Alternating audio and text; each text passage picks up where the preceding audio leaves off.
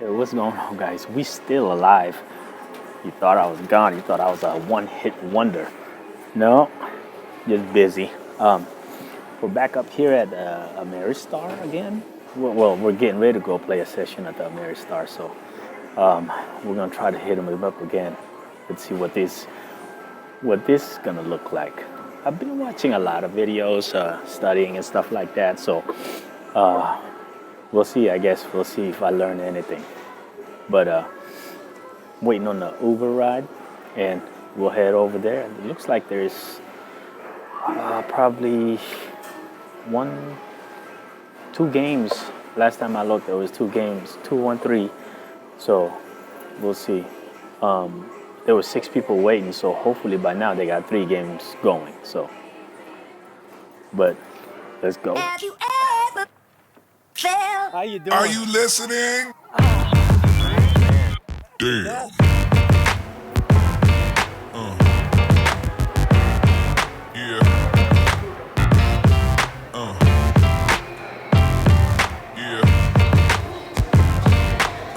Take a look. They actually have the Chinese New Year. I don't think there's a lot of Chinese people over here in St. Louis. Yeah, I know. That's why I thought you did in real life.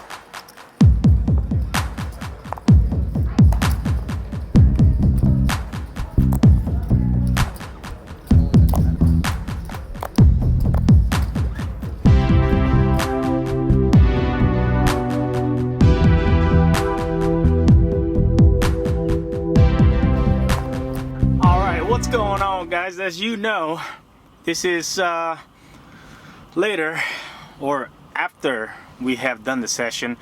We're gonna talk about these hands a little bit. Well, I don't have much deep, in-depth understanding on game theory and stuff like that, but I'm learning. We're getting there. That's why we're not claiming to be a expert at this or any better than somebody or whatever. You know, one thing for sure though, I'm willing to learn and I'm willing to bump heads with anybody. So that's for sure. Anyway, at this point of the game, I've been in it for probably about 2 or 3 hours now, and man, it's not doing too good. I'm having the same issue I had previously on that last episode, which was like 3 weeks ago. I know it's been forever. Anyway, having the same issue, man. It's just the same place. It seemed like scared play to me. You know, I don't think I'm scared. I think it's just the way I'm so used to the way I'm so used to executing and playing. You know, that without actually understanding the game deeper. You know, now that I'm thinking about how I played the last hand or how somebody else played their last hand in relation to the current game that we're playing or the current hand that we're playing, that I'm able to apply all of that, and that is actually a deeper understanding of poker. You know, it's not just a recreation play no more. Like a lot of people that are regular players, I understand. You know, it does take a little bit out of you as far as thinking wise. You know, I don't care what type of game it is, micro stakes, you know, lower stakes, higher stakes, it doesn't matter. You know, if without that deeper thoughts and thinking on how you should approach something or how somebody acted previously in comparison to how they're acting now, is you're just you're a recreational player, but you're just pretty much splashing the pot, and that's what I know as far as poker, you know. So that's why on these first few hours of this game, I was actually doing the same thing. You know, I guess you can't teach a dog an old trick, or a new trick, I should say. So, but at this point, I got up. I had about $80, maybe $90 left behind, and I got up. I was about 320 deep. You know, it was pretty much the same old thing I was doing. You know, I was willing to play any two cards. The only problem was that when I was faced with a tougher decision, then I didn't know what to do. That's when I got up. I got up off the chair with about $80 behind me. I wanted to buy in some more. I wanted to add on some more, but I was like, you know what? Let me just get up, walk around, and think about this. So I got up, walked around, and thought about my plays and how things went down, and then we went back to it, and then this happens.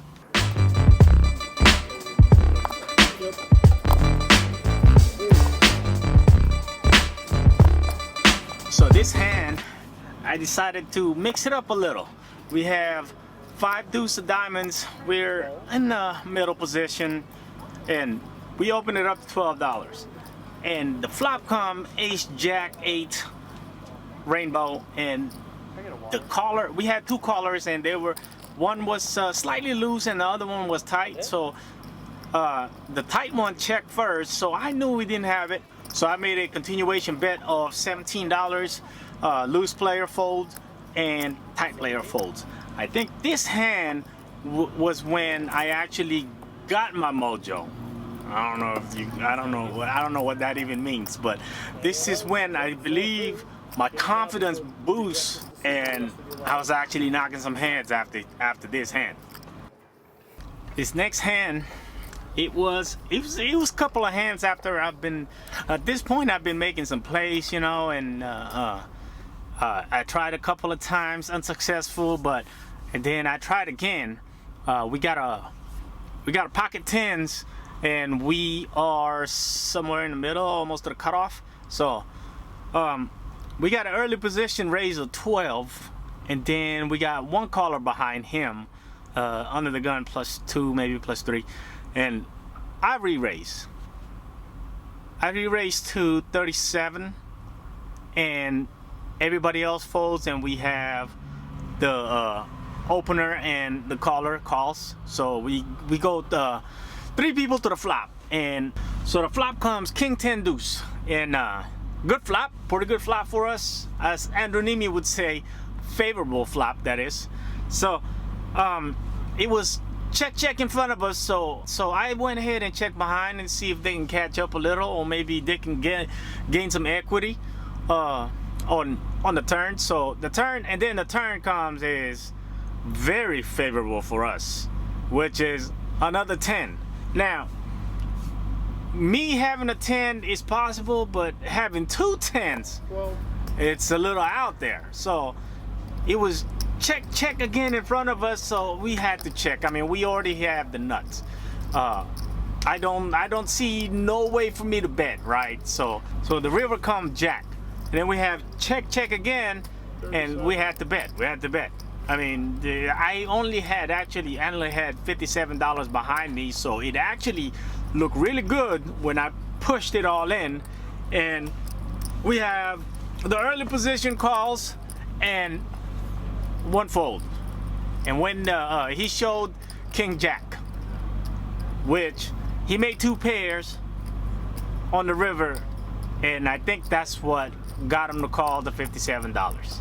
So it was a good thing that I check, you know. Well, it went check all the way around, because I don't think I was gonna make any more money than what I actually did make that on that hand. So but we hit quads, but the problem was the quad, it was a high hand. The high hand was already paid for the night. Oh my God, that could have been an extra $100 in our pocket, but no, somebody already hit it. So anyway,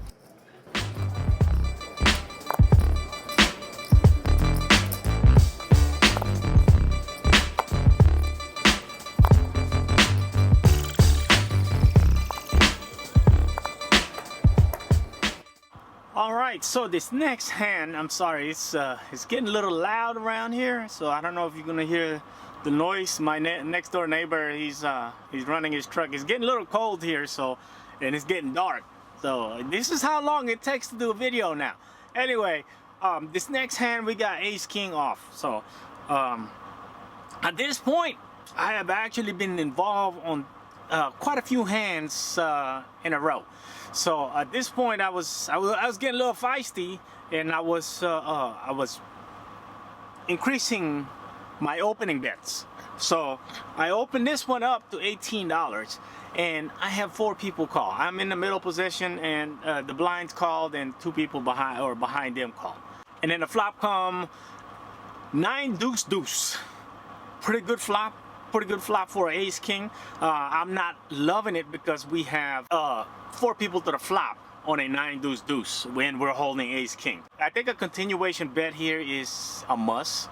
You have to. I just don't see no other way. I mean, even if I had pocket 9s here, probably a continuation bet would be good as well. It went check check check to me, and I did a continuation bet of $32, and we have the small blind calls and the other 2 folds. And the turn brings a 10. A 10, it's within his range, the small blind caller. So, but he checks, which is a pretty good news for us. Now we're looking at 10-9 deuce deuce, and it's a really good board for ace king, especially after the small blind checks and we got 2 people to fold. So I went ahead and did fired the 3rd time, and we fired $64, and the small blind goes to the tank for a minute, maybe jack 9. The 10 come on the board. He's kind of a little hesitant about that, and I don't think he wanted to get too deep in with me. At this point, I want to say about 600 behind effective total to start the hand, and he was probably about 180 behind left after he called the 32 on the flop. So I want to say he had a marginal hand, and he didn't want to put it. If he called the 64, he would have had to call if I shove, which I probably will on the river. But I guess it depends. It depends if I can fire that last barrel. But anyway, he went to the tank, and luckily he folds. So that was good news for us. 6-4 of hearts cut off. So this is that suited gapper. Anyway, we raised it to $18, and we got 2 people call. And the flop comes 7-4-3 rainbow. A pretty good flop for a 6-4, I would say. We paired up. We paired middle. And we have a gut shot possibility, so I think I think a continuation bet is good here. So it was checked all the way to us, and we did a continuation bet of $38, and we got one person call, and the turn comes a deuce. He checks, so I check.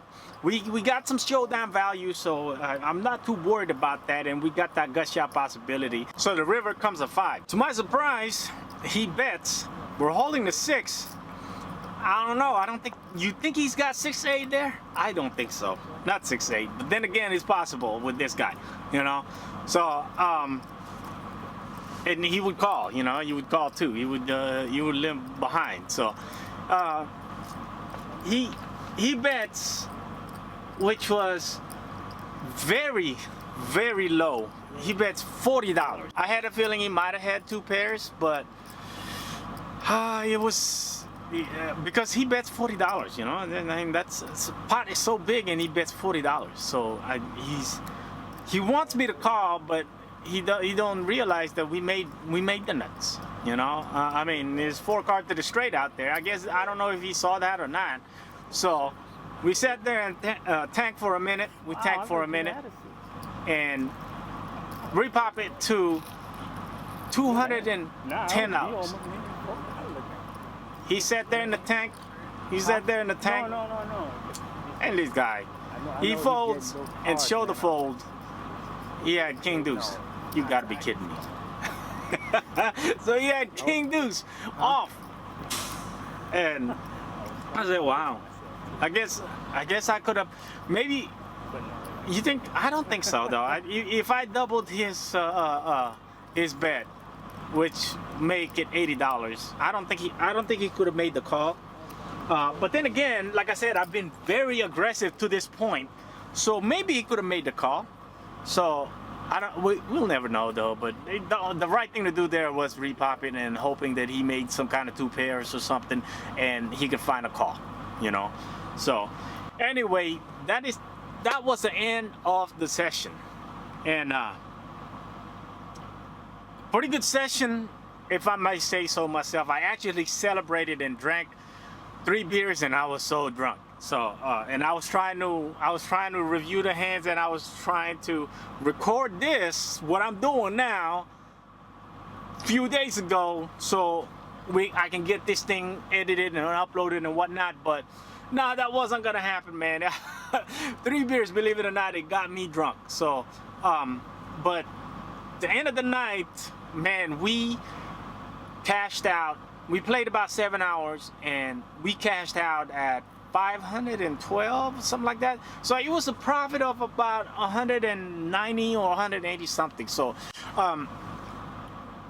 I wasn't too thrilled with that, but what I was thrilled about and what I drank to was when I actually got up and thought about what I was doing and sat back down and came in there like a boss. I mean, within 5 or 6 hands, I went from $80 something to 600 something in 5. I want to say 5 or 6 hands. I love everybody's support. I appreciate every single one of you. Let me know down below on what you think, or how you could have played a hand better. You know. So until next time. A little bit of Corona, but the session was not good in the beginning. Mistakes after mistakes after mistakes, and